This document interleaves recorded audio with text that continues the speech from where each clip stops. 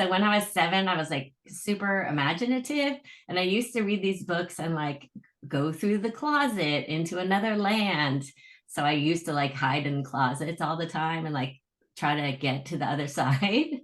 And then I also loved this book called The Little Witch, which was like my favorite book. I reread it so many times. And it's so interesting because I was like obsessed with it. And then I started thinking, why was I obsessed with it? Okay, one, it's called The Little Witch, but it's about this little girl who grows up thinking she's a witch because the woman she lives with, who she thinks is her mom, is actually a witch, but kind of like more of an evil witch.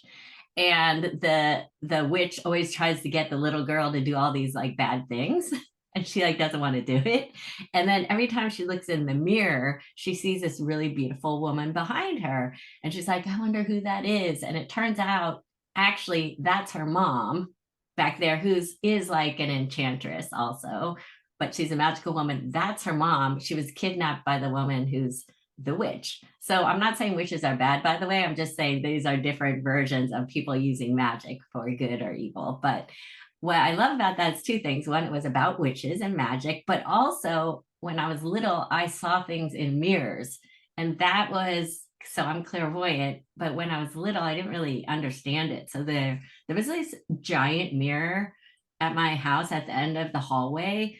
And I'd have to run from my room down past the mirror in the hallway to get to my parents' room, which was safety when I was little, because I was had a lot of kind of bad dreams and I would get scared of things when I was little because I saw so much that I didn't understand.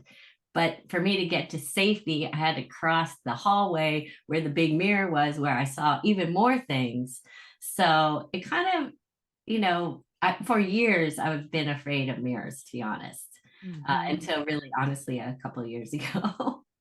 So what I'm hearing you say is that you were very drawn to fictional representations of witches and magic, and there was a ton of imagination and creativity for you there, and there was also some fear, and which I was a very fearful little girl too, and so maybe some timidity. So, um, with all of that, the story I know about you and your kind of first awakening to your gifts was that you were 3 years old and you saw your grandmother had just passed